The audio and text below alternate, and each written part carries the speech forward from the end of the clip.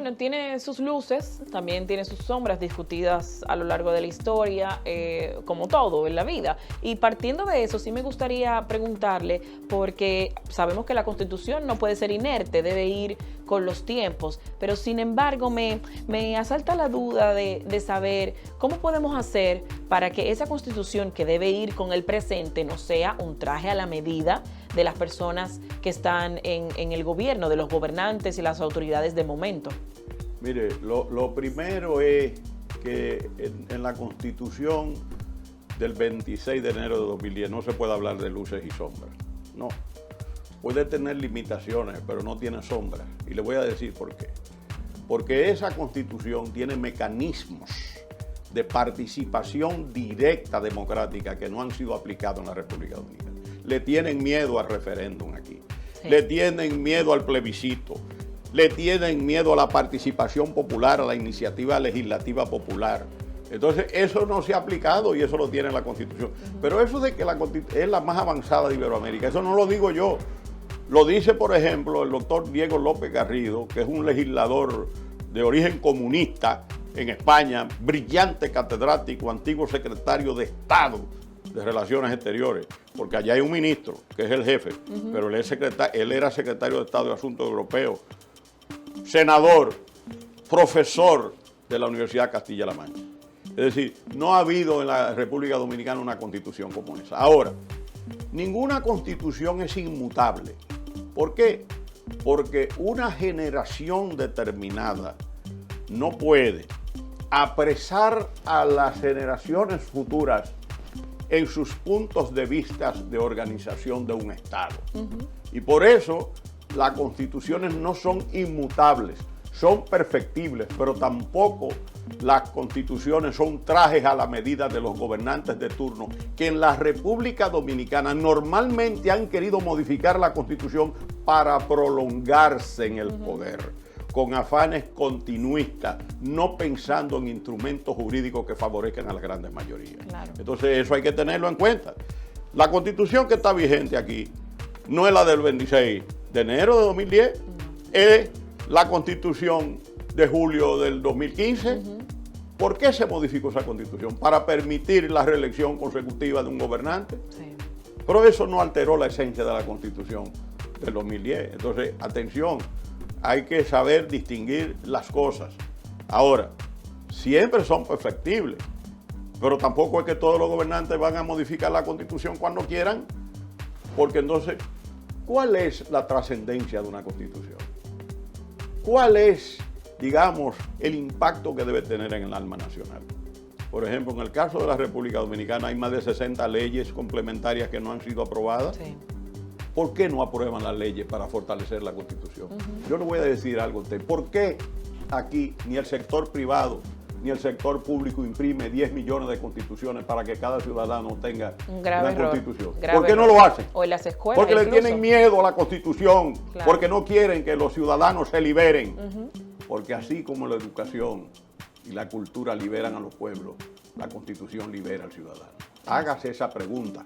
El artículo 63, numeral 13 de la Constitución dice que con la finalidad de que tengamos ciudadanos conscientes de sus derechos y de sus deberes, se hace obligatoria la enseñanza de la Constitución en la escuela pública y privada, de los valores patrios, de las garantías, de los deberes y de las normas de convivencia.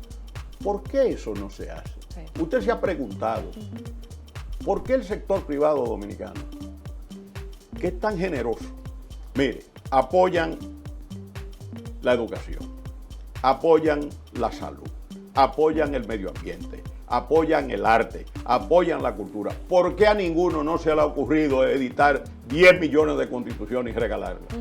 Porque tienen miedo que el poder eso les mortifique.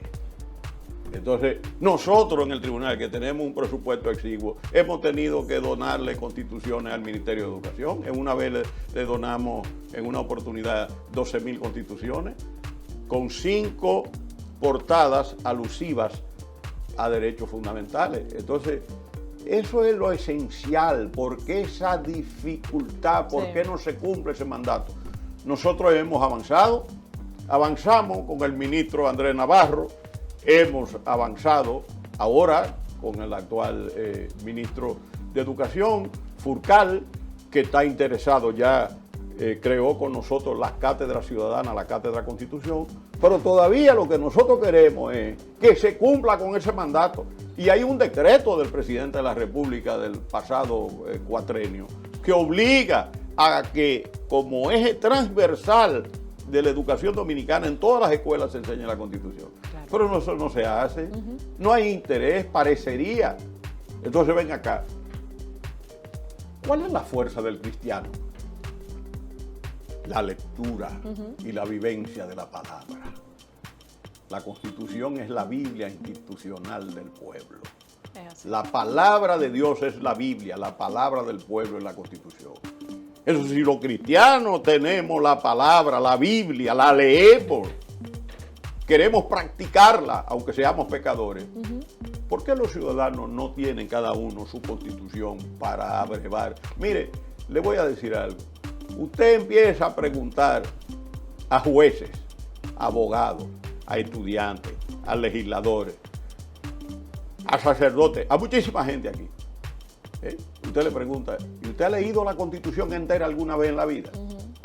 Ahí le han preguntado a gente, a legisladores, que si sabían cuántos artículos y no saben que tiene 277 artículos. Sí. Algunos saben. Pero yo le quiero decir, ¿por qué ese desconocimiento? Porque Trujillo sembró eso. Porque nosotros somos un país con una cultura autoritaria, donde los gobernantes tienden a hacer lo que quieran. ¿Y qué pasa? ¿Qué es lo que limita el poder de los gobernantes? La Constitución. Sí. Porque la Constitución es la que organiza y dice usted puede hacer eso. Las atribuciones de la Cámara de Diputados están en la Constitución. Las atribuciones generales y las atribuciones exclusivas.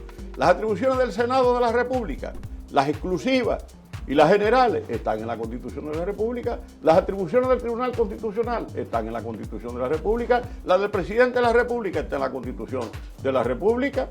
Claro. Entonces, pues si nosotros queremos que la cosa funcione bien, tenemos que vivir en Constitución. Vivir en Constitución. Es así. Y eso es lo fundamental. No hacemos nada con celebrar 177 años. No hacemos nada. Mire, antes del Tribunal Constitucional aquí se celebraba el Día de la Constitución. Sí. Yo estudié en la era de Trujillo. ¿Y qué hacían a uno? En un cuaderno que tenía una foto de Trujillo en la portada. Sí. Con lápices que tenían una foto de Trujillo y que uno con el sacapunta no se podía comer la cabeza de Trujillo. Dios mío. Era pánico. Pues le ponían a uno a escribir una composición. El 6 de noviembre del año de 1844 en la ciudad de San Cristóbal se proclamó la primera Constitución de la República. Eso era...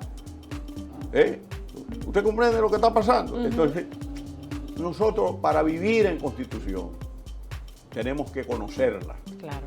Solamente a Dios, que aparentemente no se conoce, se ama. Porque generalmente se ama lo que se conoce. Ahora, yo soy creyente, yo soy cristiano. Sí. Entonces yo digo, bueno, la obra misma de la creación demuestra la existencia de Dios, ¿verdad? Ahora, para usted amar la Constitución, si usted nunca la ha leído, si usted no sabe lo que dice, si usted no sabe el significado, ¿cómo la va a querer? Claro. Los pueblos más felices son los pueblos que aman a la Constitución. Claro. Constitución y felicidad. Es que en Inglaterra se hablaba, mire, en Inglaterra surgió la expresión, la Happy Constitution. La Happy Constitution, es decir, la Constitución feliz. Y fíjese, Inglaterra no tiene Constitución escrita.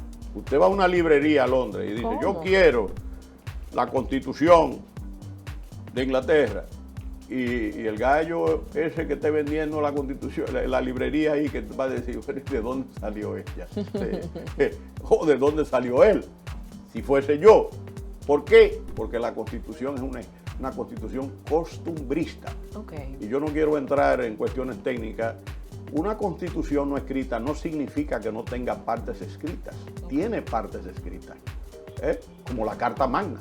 Okay. Pero digamos que la estructura y los elementos que la conforman no son fruto de la voluntad de un legislador en un momento determinado, sino fruto de las costumbres. Entonces, para que usted vea que la historia de la Constitución es una constitución Claro. sumamente interesante. Así es. Constitución y felicidad. Qué bien. Si nosotros no tenemos constitución y no la respetamos, no tendremos felicidad nunca. Es así. Los países más felices son los países que respetan la constitución. Es así. Bueno, no me quiero ir. Yo sé que está ya es la última pregunta. El equipo de producción me dice que no tenemos tiempo para más. Pero no me quiero ir sin antes preguntarle sobre este planteamiento del presidente Luis Abinader de poner ya en la Constitución todo lo que tiene que ver con la justicia independiente, de hacerlo ya de una manera constitucional. Su opinión y su valoración sobre eso. Bueno, dos cosas. La primera es lo siguiente. El presidente de la República, cualquiera que sea, Sí. tiene iniciativa para la reforma constitucional. El presidente Abinader tiene derecho a querer incorporar a la Constitución aquellas cuestiones que él considere que van a mejorar el sistema político e institucional del Claro. país. Ahora, sobre el fondo de la reforma yo no puedo opinar por una razón, porque esa ley de reforma, como cualquier otra ley de reforma, probablemente llega al tribunal y el tribunal tiene que pronunciarse sobre esa ley. Ya Y por entiendo. supuesto, yo no puedo ser Ok. parte. Ok. Yo creo que usted me comprende. No, claro que sí. Pero su opinión sobre esto de la iniciativa de una justicia independiente. Yo no, es decir, eso requeriría de una visión y de unas explicaciones Ya entiendo. que me harían a mí entrar. Por ejemplo, yo fui uno de los redactores de esa Constitución y fui uno de los redactores del proyecto del Poder Judicial y del Poder Legislativo. Ok. Pero además yo fui uno de los fundadores de la FIJUS, que es la institución de la sociedad civil que más ha hecho por la reforma judicial de la República Dominicana. Yo le puse el nombre a la FIJUS, que le querían poner institucionalidad y desarrollo, o justicia y desarrollo, porque había una famosa fundación que existe todavía que se llama Economía y Desarrollo. Sí. Yo le puse el nombre Institucionalidad y Justicia, diseñé su logo y redacté junto a Marcos Troncoso, un abogado y que además es especialista en asuntos financieros, los estatutos de la FIJUS. No hay en el mundo una institución que haya hecho tanto por la independencia del Poder Judicial como la FIJUS. Yo fui 6 años director ejecutivo. Entonces yo de esas cosas prefiero no hablar y dejar que los órganos competentes se pronuncien, aunque yo tengo mis ideas, las tengo muy claras y sé cómo expresarlas y cómo defenderlas llegado el momento. Bueno, pues muchas gracias, don Milton Rey Guevara, por estar con nosotros en esta parte del programa MAP TV en este día de la Constitución Dominicana. Gracias por recibirnos. Cómo no, ha sido un placer. Hemos aprendido mucho sobre la Constitución Dominicana en este programa especial de MAP TV. La cita es el próximo sábado a las 11 de la mañana. Estuvo con ustedes Joyce Melenciano y en el lenguaje de señas, Evelyn Rodríguez. Hasta la próxima.